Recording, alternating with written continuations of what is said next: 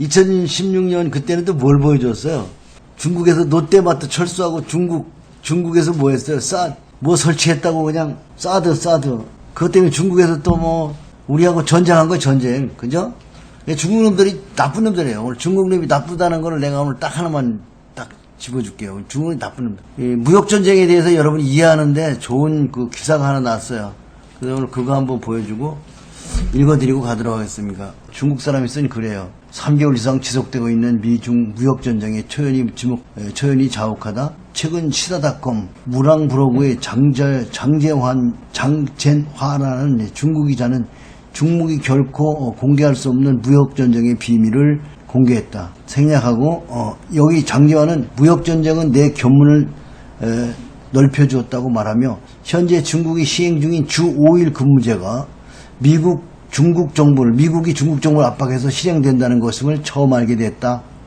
현재 삭제된 상태인 해당 게시글은 외신 각종 우리나라 말로 카톡이나 이런 걸 통해서 극적실이 페이스북 같은 거 있어요. 다 퍼져나간다 이거야. 나는 한평생 내게 주어진 일만 했으며 경제, 무역, 금융은 알지도 못했고 크게 관심도 없었다. GDP, WTO, CEO의 개념도 분간하지 못하고 주식 투자, 선물 투자, 재테크가 어떻게 되는지도 전혀 몰랐다. 이번 발행한 미중 간 무역전쟁에서 나에게 준 가장 큰 수확은 계몽이다. 불과 2, 3개월 걸친 시간 동안 나는 지금까지 몰랐던 지식과 현실을 빠르게 깨달을 수 있었다. 자동차를 수입하는 과정에서 미국의 관세는 2.5%밖에 안 되는데 중국 차의 관세는 25%인 것을 알았다. 그러니까 미국 차는 2.5%밖에 안 받는데 미국에 들어가는 건 2.5%인데 중국에 들어오는 25% 받는다는 거예요. 약 25만 위안, 한화 약 4,200만 원이 미국산 차를 구입할 경우 4,200만 원짜리 미국 차를 구입할 거 구매자는 중국 정부에 각각 차 한 대씩 사주고 있는 셈이다. 게다가 중국의 유가 부담률은 세계 4위. 유가가 상당히 비싸다는 거예요.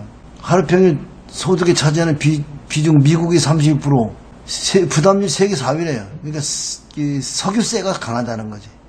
갤런당 휘발유 가격이 국민이 하루 평균 소득에 차지하는 비율이 미국은 3.1%, 노르웨이는 3.6%, 홍콩은 8.8%인데 중국은 무려 34%에 달한다. 이는 자가용에 한 번 주유할 때마다 중국 정부의 연료 탱크의 절반을 채워줘야 한다는 뜻이다. 절반은 세금 낸다는 거죠. 10년 전 국제 원유 가격은 배럴당 147달러였고 중국 내 기름값은 리터당 6.32원 약 1,000원이었다.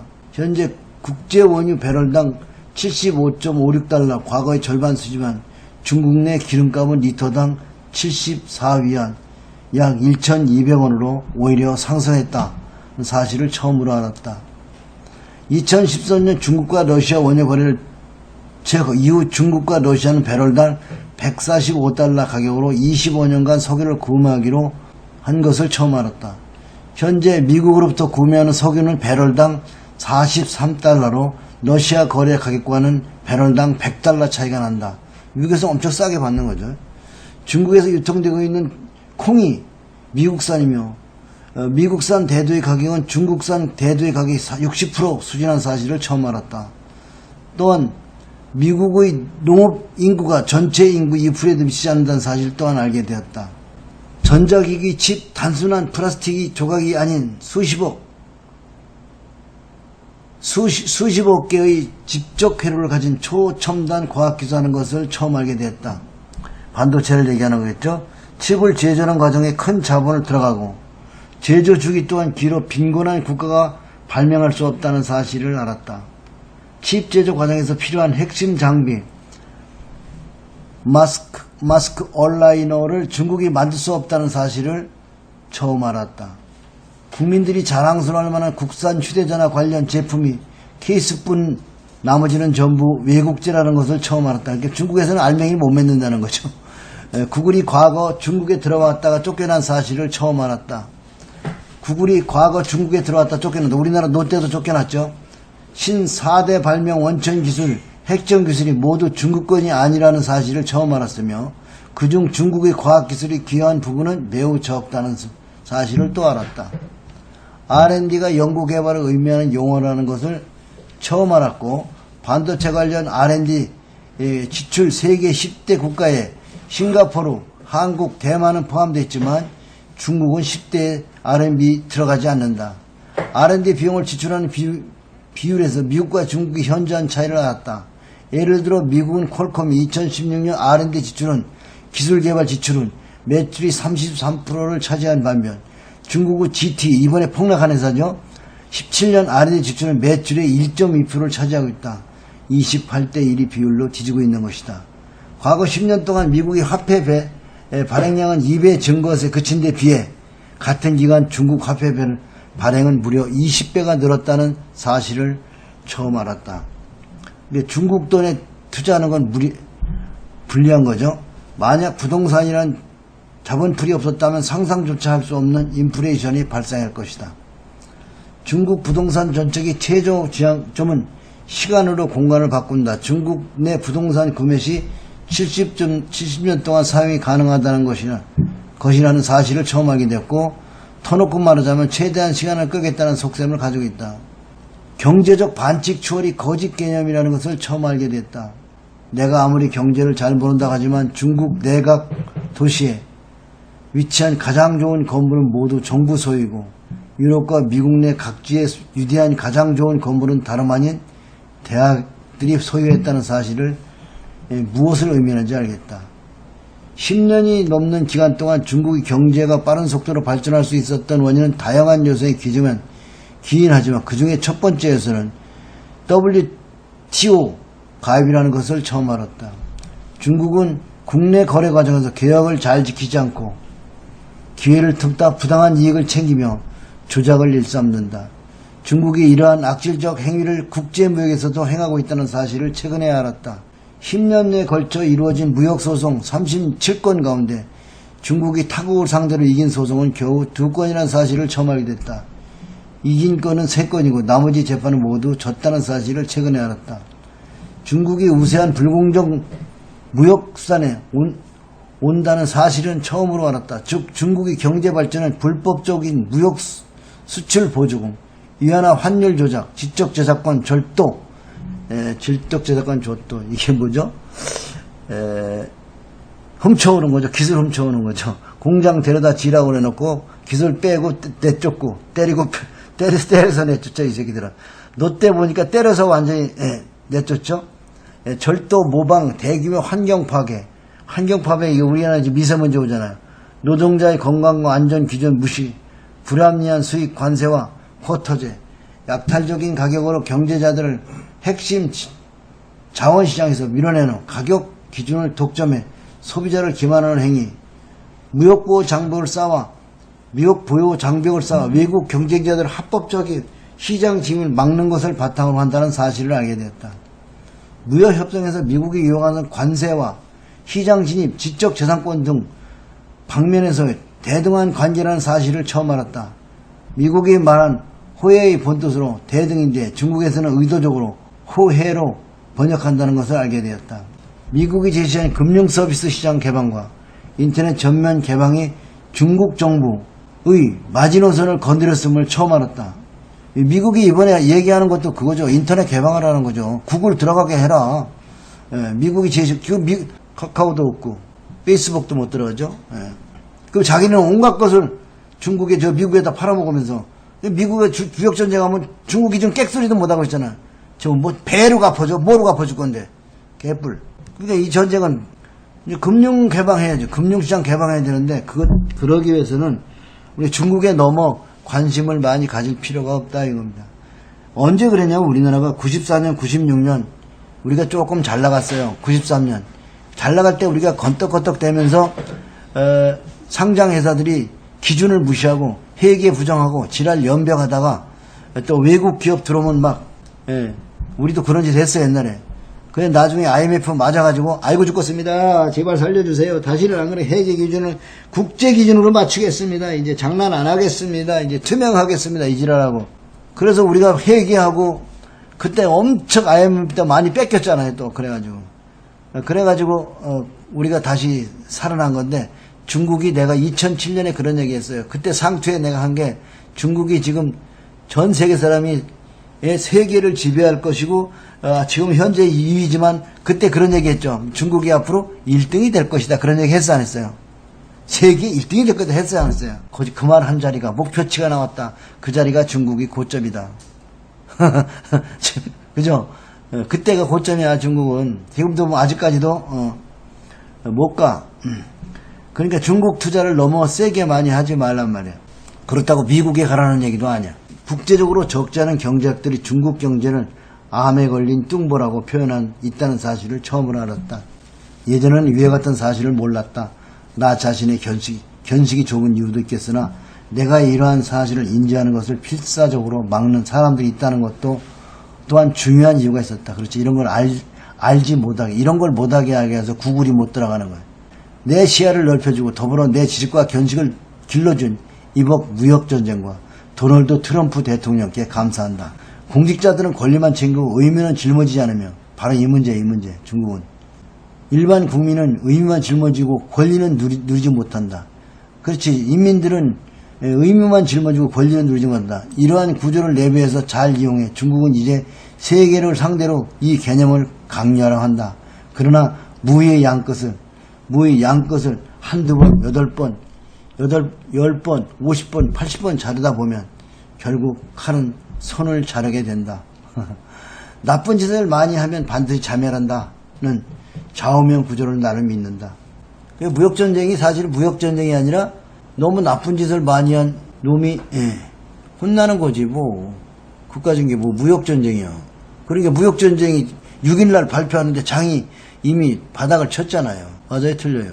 중국에 너무 오늘 강의 주제는 오늘 주도주에 대한 공부 좀 하려고 그래요. 바이오 대북 관련주 다음 테마를 담아라. 중국 본도 너무 좋아하지 말어. 내가 봐도 중국 힘이 없어. 아유 롯데마트 쫓아낼 때 이마트 나왔지. 거기 가면 못 살아남아요. 관치경제에다가 이번에는 또 7년 남은 삼성전자 버스 정류장 간판 단 거 그 광고 정부하고 한 계약인데 그걸 간판을 다 잘라냈다잖아 개새끼들. 그거 누가 물어낼 거야 그거. 아주 나쁜 새끼들이에요. 지난번에 또 관광객 못하게 그냥 때려맞고 말이야 새끼들. 바이오 대북 관련주 다음 테마주를 담아라. 오늘 테마주 역대 대장주들은 오늘 좀 보고요. 대장주를 보고 여러분이 전 종목에서 주도주 찾는 방법을 가르쳐 드리려고 그래요. 아주 나쁘지 깡패 그 새끼들. 그러면은 주변에 아시아 국가들이 저를 따를까? 안 따라요. 그 트럼프도 지금 패는 게 우리 한국이나 일본을 패는 게 아니라 중국만 패잖아요. 그래 골라 패야지. 골라서 패는 거야 이 개새끼들 그냥. 시진핑이가 이제 그 공산주의를 더 이렇게 쪼니까 더 무역 장벽이 높아지니까 트럼프가 잘하는 것 같아. 트럼프가 가면 갈수록 인기가 올라갈 것 같아요. 역대 80년대부터 지금까지 온 대장주들을 쭉 훑어보면 다음날 대장주가 여러분 전 종목 보면 보여요. 괜찮죠 오늘 강의? 원하면 내가 하고 박수 세게 치면 내가 계속 할 거고 준비 싸게 해왔는데 해줄 거고 주도주의 역사를 해줄 거고 오늘 강의 들으면 여러분 다 부자 돼. 사실 이전에 이전에 뭐가 있어? 화장품 있었죠? 그리고 빼먹은 게 많네요. 화장품 뭐가 있더라? 화장품 전에 화장품하고 같이 왔나? 그게 언제 왔죠? 왜 면세점 테마 상투가 몇 월 며칠이냐 그게. 호텔 신라 우선주를 보관하는데 그지? 아가방 그런 거에 들어가기 전에 만화 하나 그려왔어요. 이번에 신간 만화 하나 4월 5월 대북 테마주 급등. 포장마차에서 테마 주점인데 바이오 외상 사절 써붙였네. 대북주 외상 사절. 그래서 이제 대북주 뭐 화이팅, 바이오주 화이팅하고 마시다가 그냥 6월달에 그냥 폭나가니까 그냥 테마 주점이 완전히 썰렁하자 썰렁해. 대북주 깡통, 바이오 깡통. 밑에 바닥이 깡통이 넓이하죠. 찬바람이 휙 썰렁하게 불잖아. 근데 재밌는 건 이번에 오늘 할머니가 65세 먹은 할머니가 친구한테 전화가 왔는데 언니래 언니. 언니가 전화 왔는데 현대건설 꼭 사. 꼭대기에서 이번에 꼭대기에서. 꼭 사. 전화를 3번씩 했 현대건설 꼭 사놔라. 이번에 남북 성사되면 현대건설이 올라가고 너가 완전히 아파트를 살 수 있어 이번에 이러면서 막 계속 사라고 전화를 3번씩 줬대. 전국에 지금 대북주에 할머니들이 주식 안 하는 할머니들이 굉장히 몰렸겠어요. 여러분 주변에 없습니까? 있을 것 같은데 여러분 주변에도 아마 이번에 주식 안 하던 사람들이 그래서 어린 것들이 지금 대북주 귀신 물러가라 이런 구슬 한 판 해야 돼. 대북주 귀신 요번에 바이오 귀신 오늘 제가 그 정체를 밝혀줄게요. 이 귀신들이 바닥에서 출발을 바이오 귀신들이 사실은 이게 2008년부터 시작한 거예요. 응? 이 바이오 귀신들이 2008년부터 준비해가지고 10년 올라갔어요. 10년. 1980년부터 올라간 대장주 한번 가져왔어요. 1980년에 이게 약 한 3,000원대 출발해가지고 77만 8천원까지 갔으니까 많이 갔죠. 이름은 테마 이름이 뭔지 아세요? 저포. 이 저포 테마가 무지하게 갔습니다. 저포를 우리에게 그 뒤는 저포 테마가 안 나오잖아요. 한번 써먹으면 안 돼요. 근데 저포가 어디서 붙었냐면요, 꼭대기에서 붙어요. 여기서부터는 테마가 안 붙어요. 마지막에 이름을 붙여줍니다. 그게 두 가지 조심해야 돼요. 여기 지금 이게 이름이 뭔지 아시는 분 혹시 아세요? 어디 공부 좀 한 애들 참조목 차트 본 애들은 좀 아는데, 그래도 90년대 놀던 애들은 이 테마 얘기만 들어도 저게 저놈이 그놈이구나 라고 할 텐데, 어린 것들만 전부 와가지고 어서러비어 신혜영 형님이 맞췄네요. 신혜영 형님이 맞췄어. 야, 축하드립니다. 상은 없습니다. 나중에 오프라인 강의할 때 오시면은 상 드립니다. 자, 여기서 보면 우리가 이거 봐야 되는데, 이게 보면 80년대 태어나자마자 올라가기 시작했잖아요. 80년대부터 여기 99년까지 갔으니까 몇 년 갔어요? 약 한 3,000원 돈에서부터 70, 80만원 돈까지 갔으니까 200배, 300배 가까이 갔죠. 배당을 많이 줬으니까요. 20년 동안에 배당까지 하면은 수백 배 될 겁니다.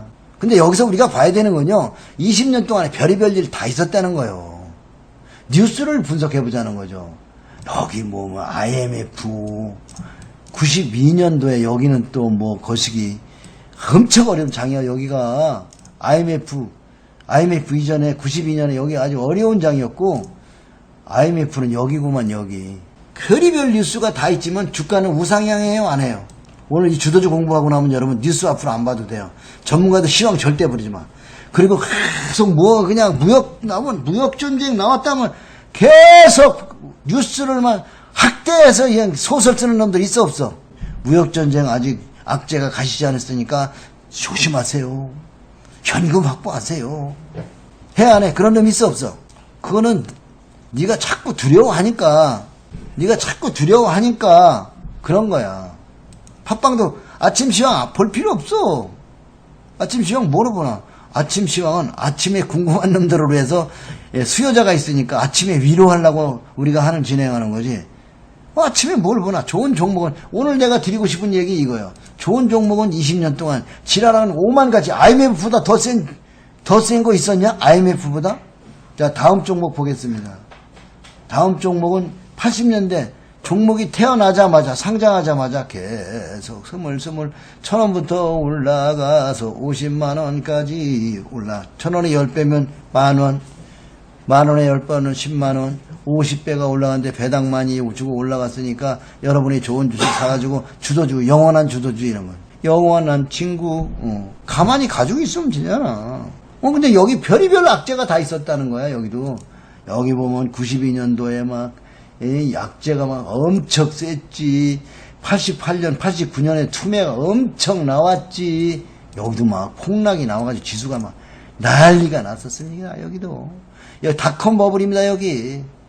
9.12 테러입니다. 이라크 사스 전쟁입니다. 리먼 사태입니다. 보긴 뭘 봐. 왜 여러분들이 뉴스를 보냐고. 뉴스하고 주가하고는 아무 상관이 없는 거야. 그런 뉴스가 나올 때마다 약간씩 깎아주기 때문에 여러분이 진입할 찬스가 오는 거예요. 그러면 여러분이 해야 되는 건 뭐죠? 종잣돈을 모아놓고 여러분이 시세를 이해하고 뉴스가 나쁠 때까지 여러분이 뭐 해야 돼요? 공부하고 기다리지.